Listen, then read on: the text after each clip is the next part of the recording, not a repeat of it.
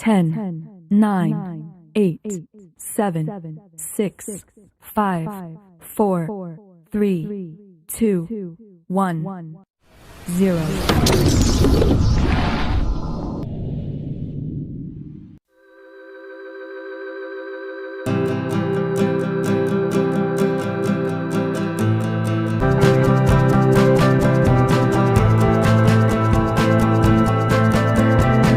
The capital market provides involvable mechanism within the economy. Ang bangko nagpredict sila nga naay mahitabo na losses sa ilahang loan portfolio, but dili lang sa kaugalingon nga risk, also sa expected value. It can be sa price sa ilang transaction or mismo sa ilahang starting point sa ilahang bangko. We all know that risk is unexpected value, the volatility around that expectation volatility market or securities experience period unpredicted. A taxonomy of risk. Shearman and Curate gets they use to determine the proportion of earnings sa volatility attributes to each risk type. This serve as a good starting point para mas dali nato masabtan ang type na ma-measured o ma-monitored. Risk was divided into two sections, financial risk and non-financial risk. When we say financial risk, refers to business ability to manage debt and financial obligation. On the other hand, non-financial risk or not related to finance refers to compliance failures, misconduct, or operational challenges. Market risk. This type most clearly seen in activities that involve principal investment. This risk of losses of financial investment caused by adverse price movement. For example, changes in equity prices. Credit risk. A risk of default on debt that may arise from borrower failing to make required payments.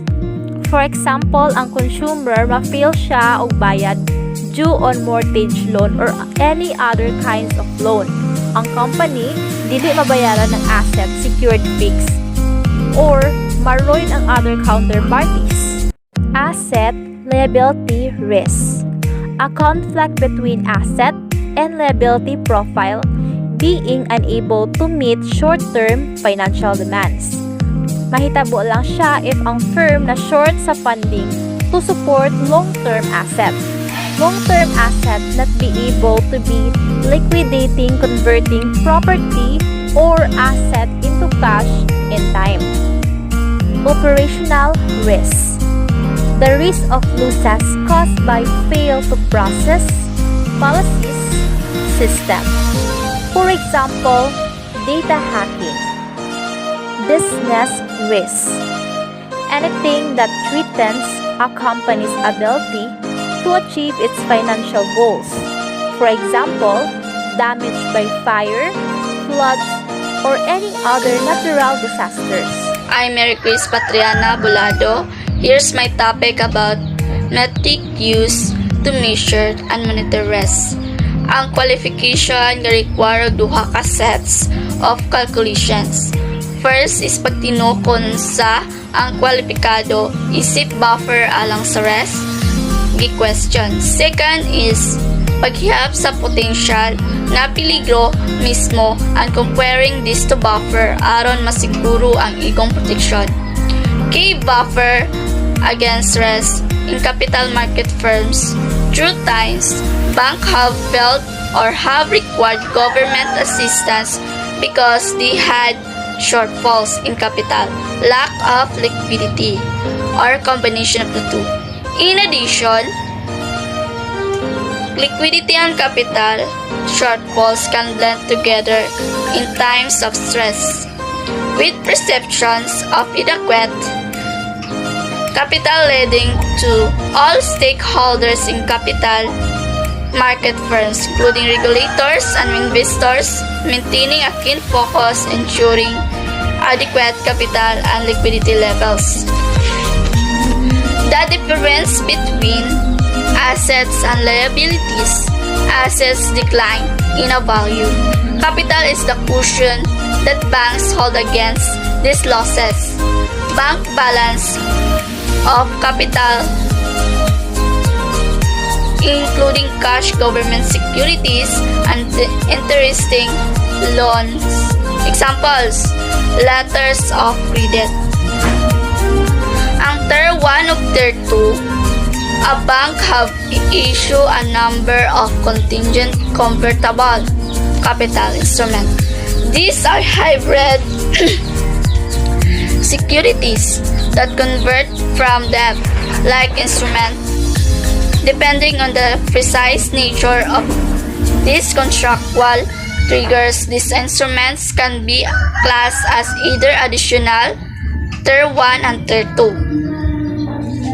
Capital and liquidity are distinct but related. While capital is fundamental, a measure of the solvency of a bank, liquidity reflects the ability a bank has to find liquid resources, usually cash, to meet demand.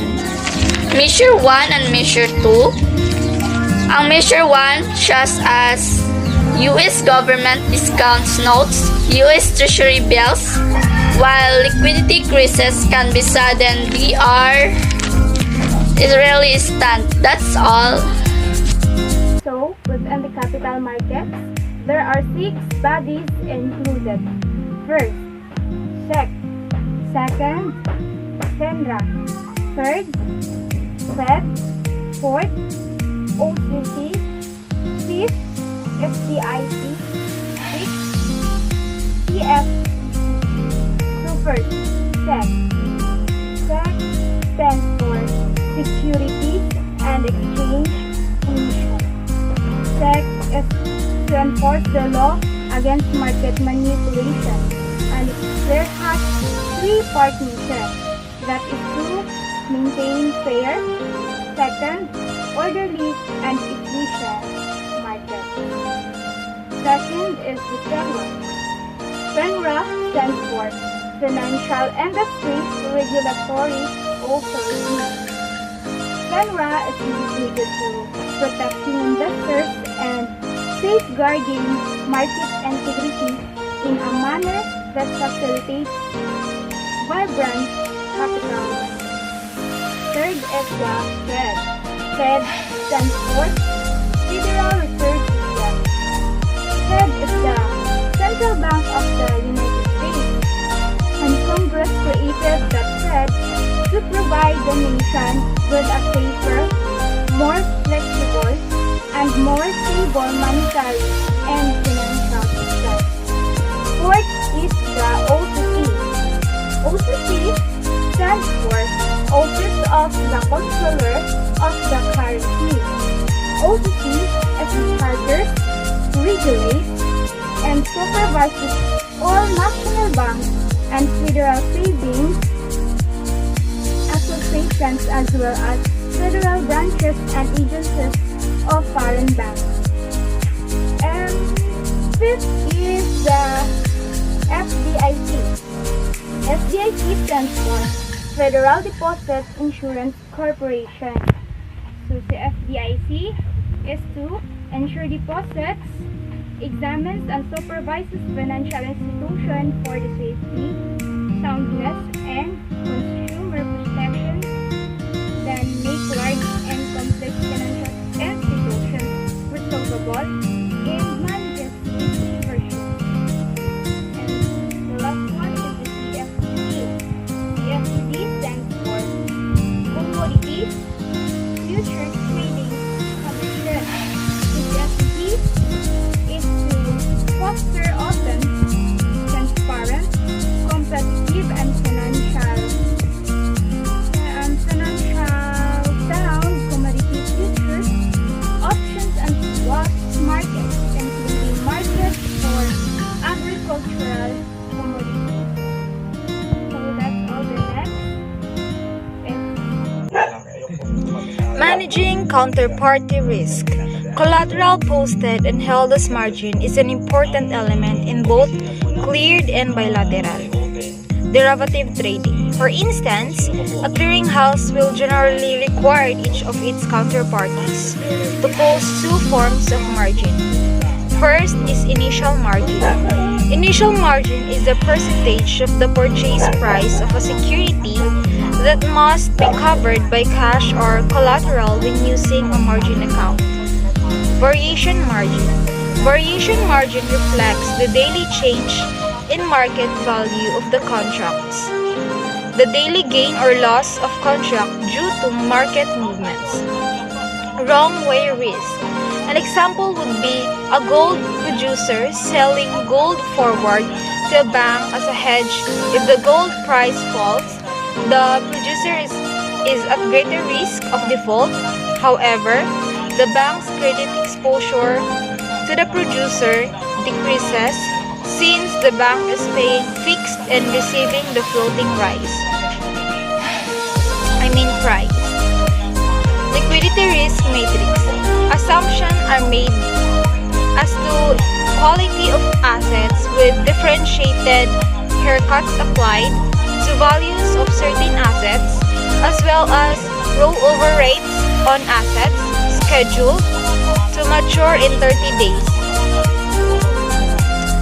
Further, liabilities such as retail deposits are categorized into levels of stickiness, the amount that are expected to persist through a financial crisis to support the asset base. In addition to the matrix above, firms are also expected to conduct periodic stress testing their liquidity profile. As an example, in the United States, the Federal Reserve Board conducts comprehensive liquidity analysis and review, or CLAR, process to evaluate the liquidity position and liquidity risk management practices at the largest firms. Operational risk. First is internal fraud, misappropriation of assets, tax evasion, intentional mismarking of position, bribery. Next is external fraud, which is the theft of information, hacking, third-party theft, forgery. Third one is employment practices and workplace safety, discrimination, workers' compensation, employee health and safety. Clients, products, and business practice, market manipulation, antitrust, improper trade, product defects, fiduciary breaches, accounting churning, damage to physical assets, natural disasters, terrorism, vandalism. Next is business disruption and system failures, utility disruption, software failures, hardware failures, executive delivery and process management, data entry errors, accounting errors, failed mandatory reporting negligence, loss of clients' assets. 2 key approaches. In addition to the regulatory metrics, recent focus has once again been a stress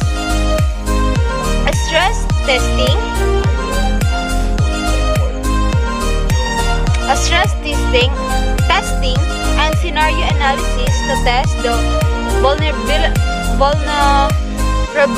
of firms and to operational risk losses. Last one is the internal matrix. These range from simple exposure levels, which are easily understood, to more complex internal economic capital measures that attempt to combine multiple risk types in a common matrix. In addition, real-world scenario analysis is often used. For example, a firm may analyze the impact of a default by 2 of its largest counterparties or customers. That's all. Thank you. Value at risk, or VAR. It is a measure of the risk of loss on a specific portfolio of liquid asset in a trading books. It is the measure of whether you gain or you got losses. Next, we have counterparty credit risk. We have counterparty risk in equity. Counterparty risk can be defined as the risk of a financial loss during the potential default of a Counterparty credit risk products have two activities. It is derivatives trading and security financing. Market risk testing. In addition to VAR or EF, risk managers also use other complementary measures for market risk. And market risk testing have three categories. Number one, we have single factor scenarios. Second, we have target multi-factor scenarios. And third, and the last one is complete market environment scenarios. Good day everyone, I am Judy Ann Miliesa. I am here to in front of you tackle about the intersection between risk and strategy. There are the under of intersection between risk and strategy. Firstly is a risk appetite. This is communication tool used with both internal and external stakeholders, including regulators and the board of directors. Secondly, the limit framework is continuously monitored by the REX to ensure that each traded is compliance with the limit structure. So they are the under of the limit framework. Firstly, top-down approach and bottom-up approach is under the limit framework. Top-down approach, it is eliminate confusion, reduce risk, and keep initiative organized across larger teams. However, top-down management doesn't work for everyone. Bottom-up approach, a team collaborate across all levels to determine what step needs to be taken to achieve overall goals. And the last but not the least is a risk-adjusted return. So mao na siya ang measurement sa risk na pwede mo offer sa usa ka investment. So this is used to determine if pila ang makuha na returns or ginansya if ang investor kay mag-invest ani nga product or project or etc. So that would be all. Thank you. Good afternoon. My topic is all about future outlook. Future outlook is effective risk management is and will remain critical to the success of capital markets businesses. Anything, the importance will continue to increase as firms become increasingly interconnected. Metrics and regulatory requirements will continue to evolve through time. Those in highly competitive market, risk management function will need to be agile and creative, given the continued evolution in products and ever-changing macro and macroeconomic environment. Management risk effectively requires agility to reflect changing product characteristics and imagination to test what might go wrong. Connected to a strategy, risk needs to be not a control and compliance function, but also an advisor and able for the business to grow and succeed. Pragmatic enables of decision making.